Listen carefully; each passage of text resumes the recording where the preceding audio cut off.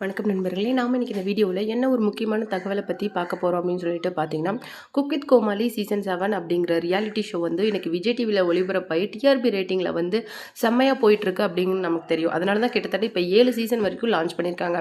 7வது சீசன் வந்து நிறைய சேஞ்சஸ் பண்ணி வந்து இன்னைக்கு சூப்பர்பாக லான்ச் பண்ணாங்க. நிறைய எதிர்பார்ப்புகள் மத்தியில் லான்ச் பண்ண ஷோ தான் குக் வித் கோமாளி சீசன் 7.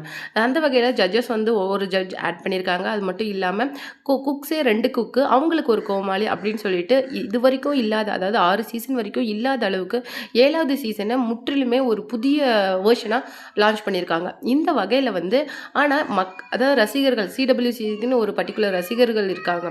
அவங்க எதிர்பார்த்த மாதிரி அந்த பழைய கோமாளிஸ் இல்லாதது வந்து எல்லாருக்குமே ஒரு வருத்தம். முக்கியமாக பாலா ஆகட்டும், மணிமேகலை ஆகட்டும், சிவாங்கி ஆகட்டும், குரேஷி, ரக்ஷன் அப்படின்னு சொல்லிட்டு யாருமே இல்லை. அவங்கள ரீப்ளேஸ் பண்ணிட்டு தான் ரக்ஷனுக்கு பதிலாக மாக்காப்பா ஆனந்தியும் ஜோயாவையும் ஆங்கரிங் பண்ண விட்டுருக்காங்க. ஃபர்ஸ்ட் ஆஃப் ஆல் இந்த விஷயமே வந்து ரசிகர்கள் மத்தியில் ஒரு பெரிய அதிருப்தியை ஏற்படுத்தியிருந்தது. முக்கியமாக சிடபிள்யூசிக்குன்னு ஒரு ஃபேன்ஸ் இருக்காங்க. அந்த ஃபேன் பேஸே வந்து கொஞ்சம் இந்த சீசன் டிசப்பாயிண்ட் பண்ணுச்சா அப்படிங்கிற மாதிரி இருந்தது. அதை விட ஒரு முக்கியமான விஷயம் என்ன அப்படின்னு சொல்லிட்டு பார்த்தீங்கன்னா, இப்போ வந்து கெஸ்ட்டாக வந்திருக்க நம்ம திவாகர், அது மட்டும் இல்லாமல் நம்ம மாக்காப்பா புகழ், கானா வினோத் அப்படின்னு சொல்லிட்டு இவங்க 4 பேருக்கும் நடுவில் இப்போ போயிட்டு இருக்கிற பிரச்சனை தான் இப்போ சோஷியல் மீடியாவில் ரொம்ப வைரலாக போயிருக்கு. அது மட்டும் இல்லாமல் நாளுக்கு நாள் வந்து திவாகர் கொடுத்துட்டு இருக்க அந்த புதிய புதிய வீடியோ பதிவுகள் தான் பெரிய சர்ச்சையை வந்து ஏற்படுத்திட்டு இருக்கு. இப்போ மாக்காப்பா மேலே இன்னும் பல குற்றச்சாட்டுகளை வச்சிருக்காரு. அவர் வந்து குடிக்கல அப்படின்னு சொல்லிட்டு சொல்றாருல்ல, அதுக்கான ப்ரூஃப் வந்து என்கிட்ட இருக்கு. அதாவது அவர் சொன்ன மாதிரி ஒரு ஆளால் ஃபுல்லாக குடிச்சாதாங்க 18 மணி நேரம் நிற்க முடியாது, ஆனால் அதுக்கு மாக்காப்பா ஒரு டெக்னிக் வச்சிருக்காரு அப்படின்னு சொல்லிட்டு நிறைய விஷயங்களை ஷேர் பண்ணியிருக்காரு. அது மட்டும் கிடையாது, ப்ரோவோக் யூடியூப் சேனலில் நடந்த விஷயங்களையும் ஷேர் பண்ணியிருக்காரு. இதுக்கு பின்னாடி இருக்கிறவங்க யாரு அப்படிங்கிற விஷயத்தையும் அவர் வெளிச்சத்துக்கு கொண்டு வந்திருக்காரு. இந்த மாதிரி தன்னை சார்ந்த நிறைய விஷயங்களை பற்றி ஒரு பதிவாக அவர் வந்து கொடுத்துருக்காரு. அதை பற்றி நம்ம இந்த வீடியோ டீட்டெயிலாக பார்க்கலாம். அதுக்கு முன்னாடி வந்து கானா வினோத்தோட வைஃபான பாக்யா வந்து இந்த வீடியோவை பார்த்துட்டு என்ன சொல்லியிருக்காங்க அப்படின்னு சொல்லிட்டு பார்த்தீங்கன்னா, என்னுடைய ஹஸ்பண்ட் வந்து உன்கிட்ட மன்னிப்பு கேட்கணுமா, நீ மன்னிப்பு கேட்குற அளவுக்கு தகுதியான ஆளா, நீ என்கிட்ட நடந்துக்கிட்ட அந்த விஷயத்துக்காக நீ தான் எங்ககிட்ட மன்னிப்பு கேட்கணும், நீ மன்னிப்பு கேட்குற வரைக்கும் நாங்களும் இந்த விஷயத்த சாதாரணமாக விட போகிறது இல்லை அப்படிங்கிற மாதிரி ரொம்ப ஆக்ரோஷமாக ஒரு பதிவை வந்து சொல்லியிருக்காங்க. அது என்ன அப்படிங்கிற பின்னணி தான் நம்ம இந்த வீடியோவில் டீட்டெயிலாக பார்க்க போகிறோம். வீடியோக்குள்ளே போகிறதுக்கு முன்னாடி நீங்கள் நம்ம சேனலுக்கு புதியவராக இருந்தால் மறக்காமல் சிபி ட்ரெண்டிங்கை சப்ஸ்கிரைப் பண்ணி ஃபாலோ பண்ணிக்கோங்க. வாங்க வீடியோக்குள்ளே போகலாம். திவாகர் வந்து ரீசெண்டாக ஒரு பதிவில் என்ன சொல்லியிருக்காரு அப்படின்னு சொல்லிட்டு பார்த்தீங்கன்னா, இந்த மாதிரி ப்ரோவோக் யூடியூப் சேனல் அப்படின்னு சொல்லிட்டு அவங்க வந்து எனக்கு கால் பண்ணி நிறைய மெசேஜ் பண்ணி என்னை இந்த மாதிரி இன்டர்வியூ கொடுக்க வர சொன்னாங்க. இல்லைப்பா அது சரியாக இருக்காது, நான் வரல அப்படின்னு சொல்லிட்டு நான் பல டைம் வந்து அதை அவாய்ட் பண்ண ட்ரை பண்ணேன். பட் அவங்க வந்து கீப் ஆன் கால் பண்ணிகிட்டே இருந்ததுனால சரி நான் போகலாமே அப்படின்னு சொல்லிட்டு போனேன். அதுக்கப்புறமேல எனக்கு ஆனால் அவங்க செட் பண்ணி வச்சிருந்த பிளான்லாம் எனக்கு சுத்தமாக தெரியல.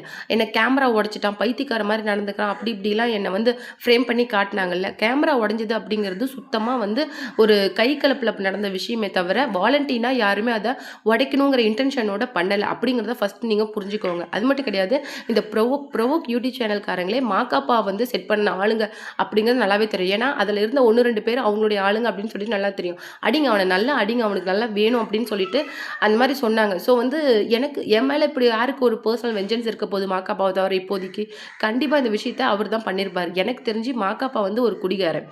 அதாவது டீ பிரேக்கில் இவ்வளோ குடிச்சிட்டு அந்த மாதிரி ஆளுங்க அவர். ஒரு ஃபுல் பாட்டில் குடித்தாதான் நம்ம வந்து போதையில் இருப்போம், நம்மளால் நிற்க முடியாது, வேலை செய்ய முடியாது. சும்மா ஒரு டீ பிரேக் மாதிரி போட்டுட்டு சாப்பிட்டுட்டு வந்தால் யாருக்குமே எதுவுமே தெரியாது. மாக்காப்பா அதை பண்ணியிருக்காரு. நான் பக்கத்தில் நின்றுருக்கேன், ஈவன் வந்து பக்கத்தில் நின்று ஸ்நாக்ஸ் சாப்பிட்ருக்கேன். இது மாக்காப்பாவுக்கே தெரியும். இதை வந்து நான் எங்கே வேணாலும் சொல்லுவேன், எனக்கு இதுக்கு ஆதாரம் இருக்குது. அது மட்டும் இல்லாமல் புகழ் வந்து என்னை பற்றி பேசுகிறாருல, புகழுக்கெல்லாம் என்ன தகுதி இருக்குது. அதாவது மலேசியாவில் ஒரு கான்சர்ட் நடந்துட்டு இருந்த அப்போ வந்து ஒரு குடிச்சிட்டு 2000 வெள்ளி கட்ட காசு இல்லாமல் அடித்து அந்த பாரில் புகழை உட்கார வச்சாங்க. என்னுடைய ஃப்ரெண்டு வந்து காசு கொடுத்து என்னை அவரை கூட்டிகிட்டு வந்தாங்க. அவரை வந்து ரெஸ்க்யூ பண்ணி எடுத்துகிட்டு வந்தாங்க. ஆனால் என்ன வந்து காசு இல்லாதவன், பஸ்ஸுக்கு காசு இல்லாதவன், கஞ்சிக்கு வழி இல்லாதவன் சொல்கிறேன்னா, நான் ஃபிசியோதெரபிஸ்ட்டு, நான் ஒரு டாக்டரு. இன்றைக்கி எனக்கு சொந்தமாக வீடு இருக்குது, நிலம் இருக்குது, நான் வந்து நாளைக்கு ஹாஸ்பிட்டல் கட்ட போகிறேன். இந்த மாதிரி ஏகப்பட்ட பிளான்ஸ் எனக்கு இருக்குது. இந்த சினி ஃபீல்டு அப்படிங்கிறது நானாக பார்த்து ஒரு இன்ட்ரெஸ்ட்டில் வந்ததே தவிர உன்ன மாதிரி நான் கிடையாது. நீ இன்னும் வாடகை வீட்டில் தான் இருக்க அப்படிங்கிறத நீ மறந்துடாத. அது மட்டும் கிடையாது, நீ எப்படி இருக்க, கரடி குட்டிக்கு முடி முளைச்ச மாதிரி இருக்கிற நீ என்னுடைய முகத்தை பற்றி பேசுகிறியா ஒரு நடிகன், ஒரு ஆர்டிஸ்ட் அப்படின்னா அவன் அவன் முகத்துக்குள்ள ஒரு வசீகரம், ஒரு அழகு இருக்கணும். உன் முகத்துக்கு என்ன இருக்கு? அப்படின்னு சொல்லிட்டு புகழ்மேரியும் நிறைய விமர்சனங்கள வச்சிருக்காரு.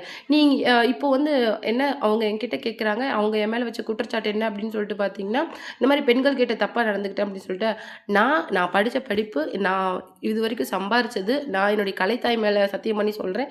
நான் அத பண்ணல. முடிஞ்சா நீ பண்ணல அப்படின்னு சொல்லிட்டு, ஐ மீன் நீ குடிக்கல அப்படின்னு சொல்லிட்டு சத்தியம் பண்ணு. உன்னால முடிஞ்சா பண்ணு அப்படின்னு வந்து சொல்லியிருக்காரு. அது மட்டும் கிடையாது. ஃபைனலா வந்து கானா வினோத்த மனுஷனுக்கு 6 அறிவு இருக்கணுங்க. ஆனா இன்னும் 5 அறிவோட சுத்திட்டு இருக்க ஆள் தான் அந்த கானா வினோத். 6வது அறிவுன்னு ஒண்ணு இருக்குதுன்னே அந்த ஆளுக்குலாம் தெரியாது. ஏன்னா எங்க வேணாலும் தான் தான் ஒரு பெரிய இது அப்படின்னு சொல்லிட்டு பாட்டு மட்டும் தாங்க பாடத் தெரியும் அந்த ஆளுக்கு. அத வச்சுக்கிட்டு எவ்வளோ ஓவரா பண்ணிக்கிட்டு இருக்கிறான். அது ஒண்ண வச்சுக்கிட்டு அவன் தான் பெரிய இது மாதிரியும் திவ்யா கணேஷ் கிட்ட முன்னாடி சீன் போடுறது என்ன, அது எல்லாமே எனக்கு நல்லாவே தெரியும். 5 அறிவு இருக்கிற ஒரு ஜீவன் தான் அப்படின்னு சொல்லிட்டு கானா வினோத் மேல நெறைய வந்து விமர்சனங்கள வச்சிருக்கிறாரு. அதுக்கு கானா வினோத்தோட மனைவியான பாக்யா என்ன சொல்லியிருக்காங்க அப்படின்னு சொல்லிட்டு பார்த்தீங்கன்னா, இதெல்லாம் கேட்கும்போது எனக்கு இதுக்கு என்ன ரியாக்ட் பண்றதுன்னே சத்தியமா தெரியல. அதாவது இப்பேற்பட்ட ஆளுங்கலாம் இன்னும் இருக்காங்களா அப்படின்னு சொல்லிட்டு எனக்கு பார்க்கவே வருத்தமா இருக்கு. இதுல ஒரு முக்கியமான விஷயம் என்ன அப்படின்னு சொல்லிட்டு பார்த்தீங்கன்னா, என்கிட்ட வந்து நீ நடந்தத அங்க இருக்கிற குறைஞ்சது ஒரு 30, 40 பேர் அந்த விஷயத்த பார்த்துருப்பாங்க. நீ என்கிட்ட ஃபன்னா பேசினியோ, இல்ல அது நீ என்ன இன்டென்ஷன்ல பேசின அப்படின்னு சொல்லிட்டு நீ நினைச்சிட்டு இருக்கிறியோ, ஆனா அது கண்டிப்பா நீ தப்பான இன்டென்ஷன்ல தான் பேசின அப்படிங்கிற விஷயம் எனக்கு நல்லா தெரியும். ஏன்னா ஒரு பொண்ணுக்கு யார் தன்கிட்ட எப்படி பேசுறாங்க, என்ன மாரி பார்வை பார்க்குறாங்கங்கிறது கூட தெரியும். ஆனா அந்த விஷயத்த இட்ஸ் ஓகே. இது வந்து ஒரு ரியாலிட்டி ஷோ. நாம இந்த விஷயத்த பெருசு பண்ணக்கூடாது அப்படின்னு சொல்லிட்டு நானும் என் கணவரும் இந்த விஷயத்த விட்டுட்டோம். ஆனா நீ வந்து உன்னுடைய இஷ்டத்துக்கு பண்ணிட்டு இருக்கிறத பார்த்தா, இந்த விஷயத்த நாங்க சும்மா விட போறதில்ல. நீ மட்டும் தான் கமிஷனர் ஆஃபீஸ், உனக்கு மட்டும் தான் கலெக்டரேட் அப்படி இருக்கிறதெல்லாம் தெரியுமா? கலெக்டர் கிட்ட போய் கம்ப்ளைண்ட் குடுக்குறதெல்லாம் உனக்கு மட்டும் தான் தெரியுமா? உண்மைங்கிறது ஒருத்தர் பக்கம் இருக்குது. எங்க பக்கம் இருக்குது. நாங்க அதுக்கும் அதிகமா இந்த விஷயத்த நாங்க லேஸ்ல விட போறதில்ல. எந்த எக்ஸ்ட்ரீமுக்கும் போய் உன்ன ஒரு நாளாவது நாங்க உள்ள வைக்காத விட மாட்டோம் அப்படின்னு சொல்லிட்டு கானவினத்தோட மனைவியான பாக்யா வந்து சொல்லியிருக்கிறாங்க. அதாவது இப்போ வந்து இந்த ப்ரொவோக் யூடியூப் சேனல்ல நடந்த பிரச்சனைகளுக்கு அடுத்தது வந்து திவாகர் பேசின இந்த வைரலான வீடியோ அப்படிங்கிறது மிகப்பெரிய சர்ச்சையை ஏற்படுத்தியிருக்குது. அது மட்டும் கிடையாது. நிறைய மீடியாவுக்கு ஆன்சர் பண்ணும்போது மாகாப்பா வந்து நிறைய கொஷின்ஸை வந்து இன்னைக்கு திவாகர் முன்னாடி வச்சிருந்தாரு. அதுக்கு ஆன்சர் பண்ணது மட்டும் இல்லாம நிறைய அவங்கள பத்தின ஒரு ஹிடன் மேட்டர்ஸ், அதாவது மாகாப்பா மற்றும் புகழை பத்தின நிறைய ஹிடன் மேட்டர்ஸை வந்து இன்னைக்கு திவாகர் வந்து வெளியில கொண்டு வந்திருக்காரு. அது மட்டும் கிடையாது. புகழ் வந்து மாகாப்பாக்கு ஏன் சப்போர்ட் பண்றான்னா, புகழும் குடிப்பான். 2 பேருமே குடிகாரங்க. அது மட்டும் கிடையாது. லேடீஸ் மேட்டர்லயும் ரொம்ப வீக் அப்படின்னு சொல்லிட்டு நெறைய விஷயங்கள இன்னைக்கு திவாகர் வந்து ஓப்பனா சொல்லியிருக்காரு. திவாகர் பேசின அந்த வீடியோ வந்து இன்னைக்கு சோஷியல் மீடியால மிகப்பெரிய வைரலா போயிருக்கு. அது மட்டும் கிடையாது.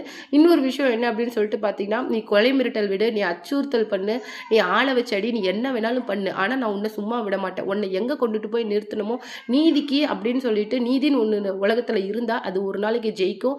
நான் கண்டிப்பா உன்னை நிறுத்த வேண்டிய இடத்துல நிறுத்துவேன். உன்னை நான் ஒரு எக்ஸ்ட்ரீமுக்கு கொண்டுட்டு போய் நான் விட மாட்டேன். ஏன்னா நீ என்ன என்னென்னலாம் பண்ணன, நீ யார் அப்படிங்கிற உன்னுடைய முகத்தறையை நான் கிழிக்காம விட மாட்டேன் அப்படின்னு சொல்லிட்டு நிறைய விஷயங்களை வந்து வாட்டர்மெலன் ஸ்டார் அப்படின்னு சொல்லப்படுற திவாகர் வந்து பேசியிருக்காரு.